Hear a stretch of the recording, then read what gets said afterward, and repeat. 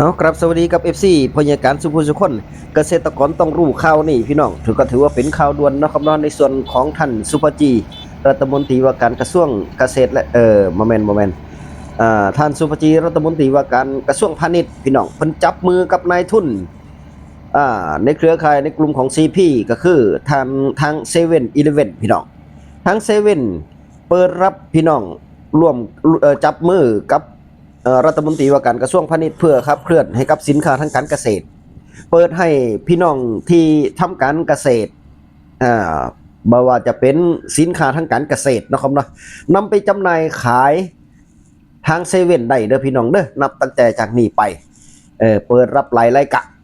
เปิดรับหลายรายการลองไปนำเสนอเบิ่งพี่น้องหาข้อมูลแล้วก็ลองนำไปเสนอเบิ่งเพราะว่าที่พยาการได้มากก็ถือว่าละเอียดอยู่เด้แต่ไผยังบ่ทันเข้าใจก็หาข้อมูลเพิ่มเติมได้เนาะครับเนาะไปฟังคุณโยคณากรพี่น้องเพิ่นนำข้อมูลมาแจ้งให้กับพี่น้องเกษตรกรชาวนาพลาดบ่ได้วินาทีนี้เนาะครับเนาะสินค้าทางการเกษตรเข้าเซเว่นอ่าถ้าไผพลาดก็ถือว่าพลาดโอกาสทองหรือว่าช่วงโอกาสเฮาที่จะมีรายได้เพิ่มเข้ามาเนาะครับเนาะไผมีสินค้าทางการเกษตรอยู่ในมืออย่างเช่นผลไม้จังซี่แล้วก็เนาะพืชผักสวนครัวหรือว่าสินค้าทางการเกษตรต่างๆนั่นแหละลองเอาไปจำหน่ายได้ลองเอาไปเอ่ร่วมกับทางเซเว่นได้นะครับนะเพราะตอนนี้นี่ถ้าเป็นสินค้าทางการเกษตรมันจะเข้าง่ายแล้วมันจะเข้าไปขายในห้างหรือว่าในเซเว่นได้24ชั่วโมงขายได้นะครับเนาะไปฟังแฟมข่าวจากคุณโยคณากรนักข่าวพยาการขวัญใจพยาการไปรับชมครับพี่น้องเกษตรกรต้องรู้ข่าวนี้นะครับกระทรวงพาณิชย์ผนึกกำลังกับ7-Eleven ครับเปิดโอกาสทองให้กับเกษตรกรไทยขยายช่องทางการจำหน่ายผลผลิตผ่านร้าน7-Eleven ที่ครอบคลุมกว่า 15,000 สาขาทั่วประเทศครับกระทรวงพาณิชย์ร่วมกับบริษัท CPO ผู้บริหาร7-Eleven และ7 Delivery นะครับเปิดโอกาสทองให้กับเกษตรกรไทยนะครับขยายช่องทางการจำหน่ายผลผลิตผ่านร้าน7-Eleven ที่ครอบคลุมกว่า 15,000 สาขาทั่วประเทศที่ผ่านมาเนี่ยนะครับทาง7เนี่ยนะฮะเขาก็รับซื้อผลไม้ไทยหลากหลายชนิดนะครับทั้งกล้วยส้มมังคุดลำไยลองกองแตงโมมะละกอส้มโอและผลไม้ตามฤดูกาลอื่นๆนะครับจากพี่น้องเกษตรกร47จังหวัดทั่วประเทศนะครับโดยในปี2568เนี่ยนะครับรับซื้อผลผลิตทางการเกษตรต่างๆรวมกว่า200ล้านชิ้นนะครับซึ่งไม่เพียงช่วยให้ผลผลิตมีช่องทางจำหน่ายต่อเนื่องนะครับแต่ยังเปิดโอกาสให้เกษตรกรมีรายได้ที่แน่นอนมากขึ้นอีกด้วยครับเมื่อเกษตรกรมีตลาดที่แน่นอนนะครับก็จะสามารถที่จะวางแผนการผลิตได้ดีขึ้นนะครับมีการนำเทคโนโลยีมาใช้และพัฒนาคุณภาพผลผลิตรวดเร็วขึ้นด้วยนะครับตัวอย่างเช่นเจ้าของสวนกล้วยหอมทองนะครับเกษตรกรและ SME ที่มีโอกาสได้พัฒนาร่วมกับทาง7เนี่ยนะครับก็เล่าถึงการเปลี่ยนแปลงนะครับว่าก่อนหน้านี้เนี่ยนะฮะการปลูกกล้วยเนี่ยต้องเผชิญกับความไม่แน่นอนนะครับทั้งปริมาณและก็ราคาขายนะครับต้องส่งตลาดค้าส่งในอำเภอทำให้ธุรกิจไม่มั่นคงต้นทุนก็สูงนะครับและไม่สามารถวางแผนผลผลิตได้อย่างชัดเจนนะครับวันหนึ่งเนี่ยนะครับเขาก็เห็นกล้วยหอมทองเนี่ยขายใน7นะครับจึงติดต่อไปที่ CPO นะครับหลังจากนั้นก็ได้รับคำแนะนำแล้วก็สนับสนุนครับทั้งเรื่องของมาตรฐานสินค้าการพัฒนาโรงเรือนการควบคุมการผลิตและก็การวางจำหน่ายนะครับการสนับสนุนจาก7เนี่ยนะฮะช่วยให้นำเทคโนโลยีเข้ามาช่วยลดต้นทุนนะครับแล้วก็มีการปรับกระบวนการผลิตให้เป็นระบบและก็วางแผนธุรกิจได้ดีมากขึ้นด้วยครับทาง7-Eleven ได้เดินหน้านโยบายสร้างอาชีพส่งเสริมเกษตรกรและก็ผู้ประกอบการ SME มาอย่างต่อเนื่องนะครับภายใต้แนวคิด SME โตไกลไปด้วยกันอย่างยั่งยืนนะครับโดยมีการยึดกลยุทธ์3ให้ดังนี้นะครับให้แรกนะครับก็คือให้ช่องทางการจำหน่ายนะครับมีตลาดรับซื้อที่สม่ำเสมอและก็โปร่งใสนะครับให้ที่2ก็คือการให้ความรู้นะครับถ่ายทอดความรู้ด้านมาตรฐานสินค้าการแปรรูปและก็โลจิสติกนะครับและให้สุดท้ายนะครับคือให้การเชื่อมโยงเครือข่ายนะครับทำหน้าที่เป็นสะพานเชื่อมระหว่างเกษตรกรกับภาคธุรกิจครับและนี่ก็คือการสร้างระบบนิเวศทางเศรษฐกิจที่ยั่งยืนนะครับจากความร่วมมือกันระหว่างกระทรวงพาณิชย์กับ7-Elevenที่ช่วยยกระดับคุณภาพชีวิตสร้างโอกาสทางอาชีพแล้วก็ทำให้เศรษฐกิจฐานรากของไทยนั้นเข้มแข็งและมั่นคงอย่างแท้จริงครับพี่น้องเกษตรกรต้องรู้ข่าวนี้นะครับกระทรวงพาณิชย์ผนึกกำลังกับ7-Elevenครับเปิดโอกาสทองให้กับเกษตรกรไทยขยายช่องทางการจำหน่ายผลผลิตผ่านร้าน7-Elevenที่ครอบคลุมกว่า 15,000 สาขาทั่วประเทศครับกระทรวงพาณิชย์ร่วมกับบริษัท CPO ผู้บริหาร7-Eleven และ7 Delivery นะครับเปิดโอกาสทองให้กับเกษตรกรไทยนะครับขยายช่องทางการจำหน่ายผลผลิตผ่านร้าน7-Elevenที่ครอบคลุมกว่า 15,000 สาขาทั่วประเทศที่ ที่ผ่านมาเนี่ยนะครับทางเซเว่นเนี่ยนะฮะเขาก็รับซื้อผลไม้ไทยหลากหลายชนิดนะครับทั้งกล้วยส้มมังคุดลำไยลองกองแตงโมมะละกอส้มโอและผลไม้ตามฤดูกาลอื่นๆนะครับจากพี่น้องเกษตรกร47จังหวัดทั่วประเทศนะครับโดยในปี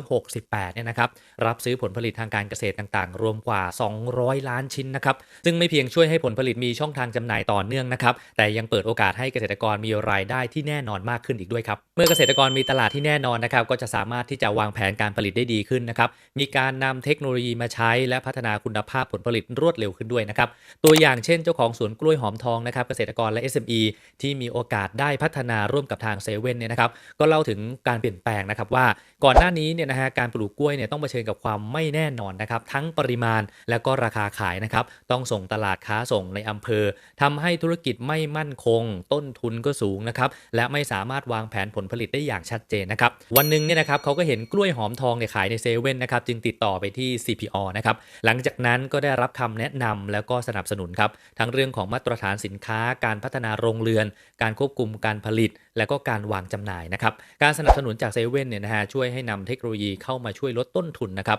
แล้วก็มีการปรับกระบวนการผลิตให้เป็นระบบและก็วางแผนธุรกิจได้ดีมากขึ้นด้วยครับทางเซเว่นอีเลฟเว่นได้เดินหน้านโยบายสร้างอาชีพส่งเสริมเกษตรกรและก็ผู้ประกอบการ SME มาอย่างต่อเนื่องนะครับภายใต้แนวคิด SME โตไกลไปด้วยกันอย่างยั่งยืนนะครับโดยมีการยึดกลยุทธ์3ให้ดังนี้นะครับให้แรกนะครับก็คือให้ช่องทางการจำหน่ายนะครับมีตลาดรับซื้อที่สม่ำเสมอและก็โปร่งใสนะครับให้ที่2ก็คือการให้ความรู้นะครับถ่ายทอดความรู้ด้านมาตรฐานสินค้าการแปรรูปและก็โลจิสติกนะครับและให้สุดท้ายนะครับคือให้การเชื่อมโยงเครือข่ายนะครับทำหน้าที่เป็นสะพานเชื่อมระหว่างเกษตรกรกับภาคธุรกิจครับและนี่ก็คือการสร้างระบบนิเวศทางเศรษฐกิจที่ยั่งยืนนะครับจากความร่วมมือกันระหว่างกระทรวงพาณิชย์กับเซเว่นอีเลฟเว่นที่ช่วยยกระดับคุณภาพชีวิตสร้างโอกาสทางอาชีพแล้วก็ทำให้เศรษฐกิจฐานรากของไทยนั้นเข้มแข็งและมั่นคงอย่างแท้จริงครับนี่ก็ถือว่าเป็นข่าวดีอีกหนึ่งข่าวพี่น้องในส่วนของ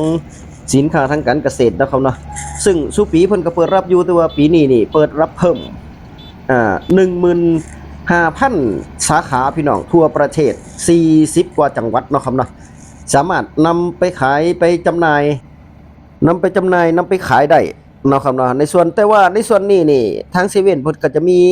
ในการตรวจคุณภาพวัดคุณภาพเนาะครับเนาะสินค้าของเขานำว่าได้มาตรฐานตามที่เซเว่นตั้งข้อกำหนดไว้บ่นะเพิ่นจะมีกรรมการในการตรวจสอบอยู่เด้บ่แม่นว่าเอาหยังไปขายก็ได้นะครับนะอันดับแรกก็คือในส่วนของตัวนี้1ตรวจวัดในส่วนของความสิ่งเจือปนในส่วนของสารเคมีเด้อพี่น้อง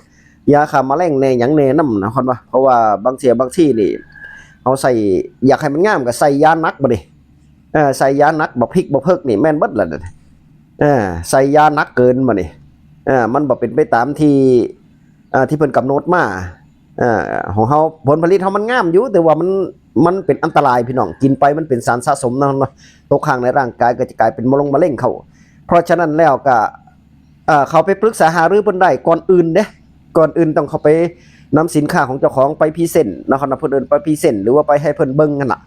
ว่ามันได้คุณภาพมาตรฐานบ่ถ้าหากว่าได้ถ้าหากว่าบ่ได้เพิ่นก็จะให้3ให้เพิ่นให้3ให้พี่น้องอย่างที่ทางคุณโยคณากรแจ้งเข้ามาเนาะครับเนาะให้โอกาสให้ความรู้ให้ทั้งให้โอกาสให้ความรู้แล้วก็ให้อีหยังหลายๆอย่างในด้านการตลาดเนาะครับเนาะเพิ่นก็จะแนะนำเฮานั่นล่ะว่ายังไงซะเพิ่นยกตัวอย่างมาก็คือคนปลูกกล้วยหอมน่ะตะกี้เพิ่นก็กล้วยหอมทองเห็นบ่พ่อค้านายทุนก็เกษตรกรเฮาก็บ่ธรรมดาเด้ไปเบิ่งในเซเว่นโอ้ยมันมีกล้วยหอมทองสั่งเข้ามาขายอยู่เห็นบ่เพิ่นก็เอาสินค้ากล้วยหอมทองเพิ่นมีเพิ่นก็ไปจำหน่ายในเซเว่นบ่นี่แต่ทั้งนี้ทั้งนั้นกว่าจะได้ขายก็ได้รับคำแนะนำจากทางเซเว่นเนาะครับเนาะเพิ่นให้คำแนะนำมาโดยผู้เชี่ยวชาญหรือนักวิชาการเพิ่นก็มาแนะนำว่าการปลูกกล้วยหอมทองเป็นจังไดให้มันมีคุณภาพนั่นล่ะมันจะได้อยู่จีรังยั่งยืนเวลาเฮาขายไปประกอบธุรกิจนำกันมันก็จะได้โปร่งใสแล้วก็ยาวๆพี่น้องยาวๆบ่แม่นว่าปลูกสินค้าขาดตลาดจังซี่ก็บ่ได้เด้ของเฮามี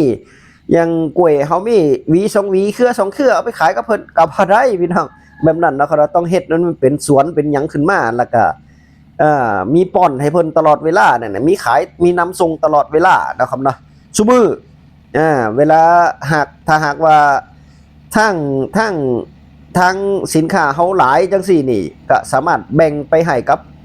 เอาไปขายจำหน่ายเอ่อทางเซเว่นมันก็จะรับซื้อเบิดเนาะถ้าได้มาตรฐานมันก็จะเอาไปให้เซเว่นที่